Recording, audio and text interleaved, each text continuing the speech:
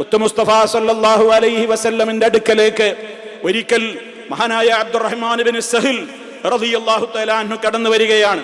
അദ്ദേഹത്തിന്റെ കൂടെ അദ്ദേഹത്തെക്കാൾ പ്രായമുള്ള മസ്ഊദിന്റെ 2 മക്കളുണ്ട്. ഒന്ന് മുഹയ്യിസത്താണ്, മറ്റൊന്ന് ഹുവൈസത്താണ് റളിയല്ലാഹു അൻഹുമാ. പ്രായമുള്ള 2 ആളുകളുണ്ട്.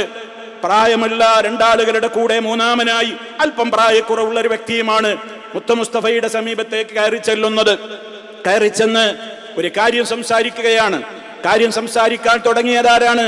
പ്രായക്കുറവുള്ള ഇബ്നു സഹലാണ്. ആ സമയത്ത് നബി സല്ലല്ലാഹു അലൈഹി വസല്ലം അബ്ദുറഹ്മാനെ തടഞ്ഞുകൊണ്ട് പറഞ്ഞു, അബ്ദുറഹ്മാൻ കബ്ബിർ, മുതിർന്നവര് സംസാരിക്കട്ടെ, മുതിർന്നവര് കാര്യം പറയട്ടെ. 3 ആളുകൾ കയറി ചെന്നുകൊണ്ട് ഒരു കാര്യം മുസ്തഫയോട് അവതരിപ്പിക്കുമ്പോ അവരുടെ കൂട്ടത്തിലെ മുതിർന്നയാള് സംസാരിക്കട്ടെ എന്നാണ് അള്ളാഹുവിന്റെ റസൂൽ സല്ലല്ലാഹു അലൈഹി വസല്ലം പറയുന്നത്. പലപ്പോഴും നമ്മുടെ നാട്ടിലൊരു സംസാരമുണ്ട്, തലയിരിക്കുമ്പോൾ വാലാടരുത് എന്ന്.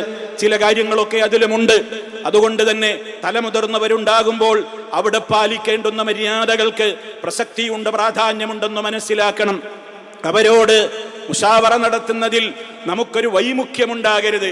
കാലപ്പഴക്കം ചെന്ന് ജരാനരകൾ ബാധിച്ച് ലോകം തിരിയാത്ത ചുക്കിച്ചുളിഞ്ഞ ശരീരത്തിന്റെ ഉടമയുള്ള ഓജസ്സും തേജസ്സും ഒക്കെ വറ്റിവരണ്ടുണങ്ങിയിട്ടുള്ള ഈ കാക്കമാരോട്, താത്തമാരോട് എന്ത് കൂടിയാലോചിക്കാനാണെന്ന് മുതിർന്ന തലമുറയുടെ മക്കളും പേരമക്കളും ഒന്നും ചിന്തിക്കരുത്.